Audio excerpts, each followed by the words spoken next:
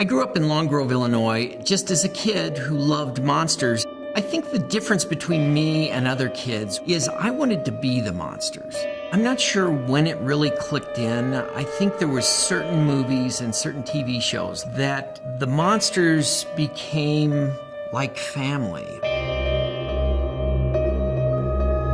I'm Ed Edmonds. I'm based in Greeley, Colorado, and I make bloodthirsty, nasty, icky, scary, freaky monsters.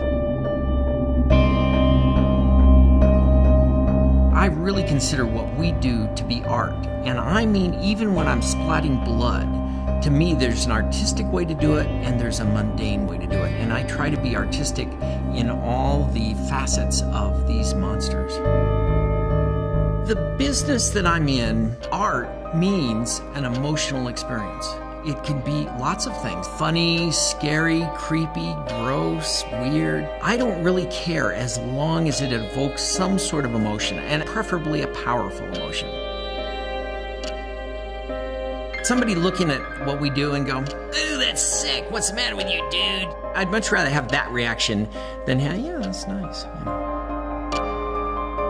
When I can take raw materials, liquids and metal and so forth, and turn them into a living, breathing monster, I like that. A lot of times when I'm sculpting, the character's laid out. There's the drawing, that's what I'm doing. Other times, I get to create it in my mind. That's when I probably go into the weirdest, where is that monster? I find myself trying to take on the personality of the thing. It's kind of funny, it's like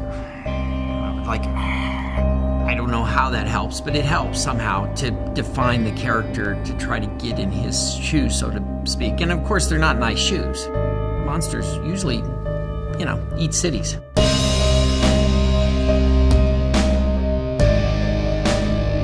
I don't care how much I've put into this piece, no matter how much work and thought and creativity, I will not know what we've got until it goes out into the world and they'll tell you, and they're right. More recently, I'm getting these stories, and people actually bonded with the product. Somehow, they come along at the right time and the right person, and they have more impact than you would expect.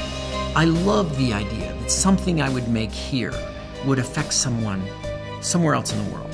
That, for an artist, that drives me. I don't know, that's exciting. I guess in all of this, I love impacting people. Emotionally, intellectually, passionately. I want to see and be somewhat responsible for having people have an emotional experience to go beyond the day-to-day.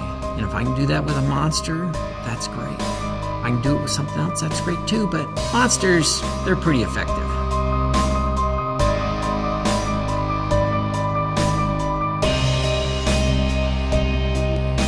This episode of Beyond the Gallery is made possible by Colorado Creative Industries, the Betcher Foundation, and the National Endowment for the Arts. Roll 1, take 8. Oh, my nose! Oh! That's terrible.